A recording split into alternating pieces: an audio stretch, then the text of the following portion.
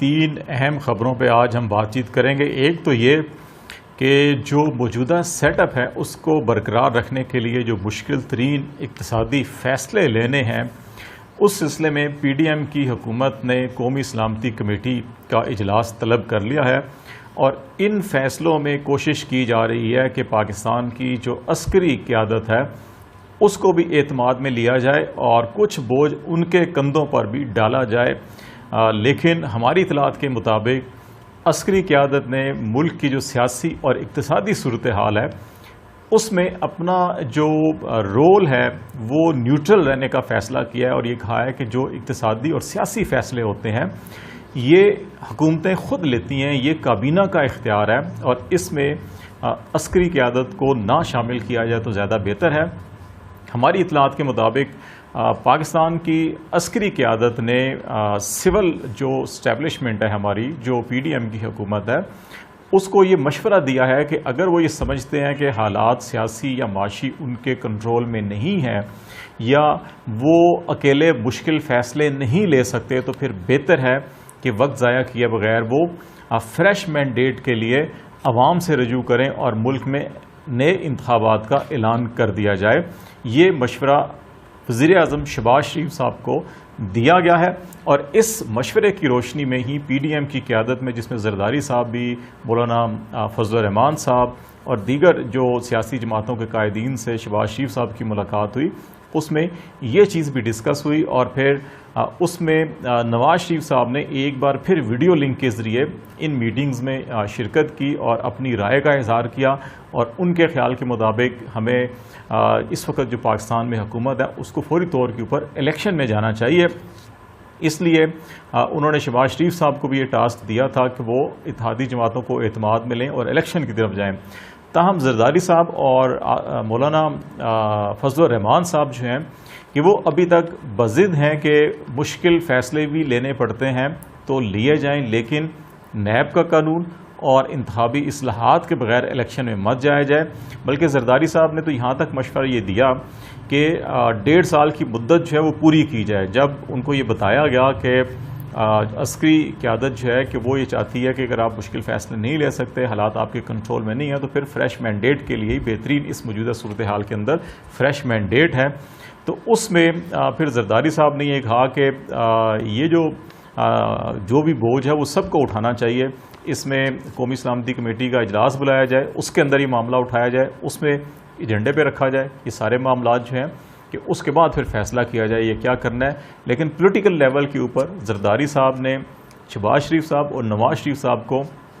فی الوقت یہ کنونس کیا ہے کہ آپ 6 مہینے، سال یا 1.5 سال حکومت ضرور کریں، مشکل فیصلے بھی لیں اور اس کے ساتھ ساتھ جو عمران خان سیاسی دباؤ پیدا کر رہے ہیں، انہوں نے کہا کہ عمران خان کو سختی کے ساتھ نپٹا جائے اور جہاں جہاں بھی کرپشن کی یا کہیں قانون کی جو خلاف ورزیاں ہوتی ہیں ان کے اوپر ایکشن لیا جائے، کارروائی کی جائے اور عمران خان کو بیک فٹ پہ کیا جائے۔ اس سلسلے میں تینوں بڑی جماعتیں جو ہیں کہ وہ پبلک ریلیز یا عوام کے اندر بھی جا کر وہ بھی ایک امپیکٹ کریٹ کریں۔ تو اس وقت جو ہے صورتحال ابھی جو قومی سلامتی کی کمیٹی ہے اس کا اجلاس کیا ہوتا ہے اور اس کا اعلامیہ کیا آتا ہے اور اس کے بعد نئی صورتحال کیا بنتی ہے، یہ جو ہے کہ اگلے 24 گھنٹوں کے اندر یہ چیز بھی واضح ہو جائے گی۔ دوسرا معاملہ بڑا اہم جو ہے وہ پنجاب کی سیاسی صورتحال کا معاملہ ہے۔ سپریم کورٹ کا جو فیصلہ آیا اس کے بعد ابھی تشریح جو ہے وہ پی ڈی ایم کی حکومت اپنے طور کے اوپر کر رہی ہے۔ ان کے خیال کے مطابق اس فیصلے کے باوجود بھی مرکز اور پنجاب میں جو نون لیگ کی حکومتیں ہیں ان کو کوئی خطرہ نہیں ہے اور حمزہ شہباز شریف صاحب کو استعفیٰ دینے کی یا وزارت اعلیٰ سے الگ ہونے کی کوئی ضرورت نہیں ہے، وہ اپنی وزارت اعلیٰ پر برقرار رہیں۔ اگر پی ٹی آئی کے 26 منحرف ارکان، 25 منحرف ارکان کو ووٹ کاؤنٹ نہ بھی کیا گیا تو اس کے بعد دوبارہ الیکشن ہوگا۔ یہ کب ہونا ہے، کیا ہونا ہے، اس پر ابھی فی الحال کوئی بات نہ کی جائے اور حمزہ شہباز اس وقت تک عہدے پر برقرار رہیں جب تک کہ کوئی عدالتی حکم یا کوئی اور چیز سامنے نہیں آتی، کیونکہ مسلم لیگ کے اندر ایک رائے یہ ہے کہ یہ جو سپریم کورٹ نے صدارتی ریفرنس کے اوپر فیصلہ دیا ہے یہ رائے ہے اور ضروری نہیں کہ اس کے اوپر عمل کیا جائے، یہ صرف ایک مشورے کی صورت ہے اور مشورے پہ عمل کرنا ضروری نہیں ہوتا۔ لیکن ایک رائے یہ بھی ہے کہ نہیں، کیونکہ اس فیصلے کے پیرا 6 میں یہ لکھ دیا گیا ہے کہ یہ معاملہ جو ہے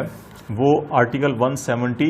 187 کے تحت اس کے پڑھا جائے تو 187 کے تحت جو سپریم کورٹ کے فیصلے ہوتے ہیں وہ پورے ملک میں ان پر عمل کرنا لازمی ہوتا ہے، تو اس لیے اس معاملے کو فی الحال چھوڑ دیا گیا ہے۔ اور دوسری طرف پی ٹی آئی نے یہ فیصلہ کیا ہے کہ 2 آپشن سے ان کے پاس کہ ایک اسپیکر کے ذریعے سے رولنگ دلوائی جائے یا نوٹیفیکیشن کروایا جائے اور پھر ایک نئے الیکشن کا اعلان کیا جائے پنجاب میں، اور دوسرا آپشن یہ تھا کہ سپریم کورٹ یا ہائی کورٹ سے رجوع کیا جائے کہ اس فیصلے کی روشنی میں پنجاب میں یہ صورتحال ہے اور عدالت اس سلسلے میں احکامات جاری کرے۔ تو اب پی ٹی آئی نے یہ فیصلہ کیا کہ وہ عدالت عالیہ سے رجوع کریں گے اور وہاں پہ پٹیشن فائل کی جائے گی کہ جناب یہ سپریم کورٹ کے فیصلے کے بعد اس وقت یہ سچویشن ہے اور پنجاب میں اس وقت کوئی وزیر اعلیٰ نہیں ہے اور نئے الیکشن کی تیاری کی جائے، یہ سچویشن ڈیولپ ہو گئی ہے۔ اور تیسرا جو اہم معاملہ ہے وہ معاملہ معاشی صورتحال کا ہے۔ پاکستان میں ڈالر جو ہے کہ وہ 200 روپے تک پہنچ چکا ہے اور آئے روز اس کے اندر 1 سے 1.5 اور 2 روپے تک اضافہ ہو رہا ہے۔ یہ ڈالر کی جو پرواز ہے یہ تھمتی ہوئی دکھائی نہیں دے رہی۔ اس کو کنٹرول کرنے کے لیے فی الوقت جو وفاقی حکومت نے فیصلہ کیا وہ یہ کیا کہ جو ہمارا امپورٹ بل بہت زیادہ ہو رہا ہے اور اس میں خاص طور کے اوپر جو لگژریز آئٹم ہے فوڈ کے یا باقی ایسی اشیاء جو پاکستان کے اندر بھی دستیاب ہیں لیکن یہاں پہ جو صاحب حیثیت یا صاحب استطاعت لوگ ہیں وہ یورپی منڈیوں سے جو ہے کہ یہ کھانے پینے کی چیزیں اور میک اپ کے اور باقی بعض ایسی چیزیں جو پرتعیش آئٹم جن کو کہا جاتا ہے وہ امپورٹ کرتے ہیں، ان کے اوپر فوری طور کے اوپر پابندی لگا دی گئی ہے تاکہ جو پاکستان کے اندر ڈالرز کی کمی ہو رہی ہے اور جس کے نتیجے میں ڈالر کی پرائس بڑھتی جا رہی ہے اور پھر پچھلے 1 مہینے کے اندر اندر کوئی 6 ارب ڈالر پاکستان کے ذخائر میں بھی کمی ہوئی ہے، اس صورتحال کو قابو کرنے کے لیے ایک امیڈیٹلی یہ فیصلہ کیا ہے۔ اور دوسرا فیصلہ جو پیٹرولیم مصنوعات کی قیمتوں میں اضافے کا ہے، اس سلسلے میں دوحہ میں IMF کے ساتھ پاکستان کی وزارت خزانہ کے حکام کے مذاکرات شروع ہو چکے ہیں۔ مفتاح اسماعیل صاحب بھی اگلے 1-2 روز میں ان مذاکرات کے اندر شامل ہو جائیں گے اور پھر IMF کو کنونس کرنے کی کوشش یہ کی جائے گی کہ پاکستان کچھ ریسورسز اپنے ریونیو جنریشن یا صوبائی حکومتوں کے ذریعے یا باقی دیگر ریسورسز سے جو ہے کہ وہ جنریٹ کرے گا اور جو پیٹرولیم مصنوعات کی قیمتوں میں اضافے کی جو ڈیمانڈ ہے IMF کی، جو اس کے ساتھ ایگریمنٹ ہے پاکستان کا جس کی توثیق مفتاح اسماعیل صاحب نے بھی ریسنٹلی واشنگٹن میں IMF کے ساتھ مذاکرات میں کی تھی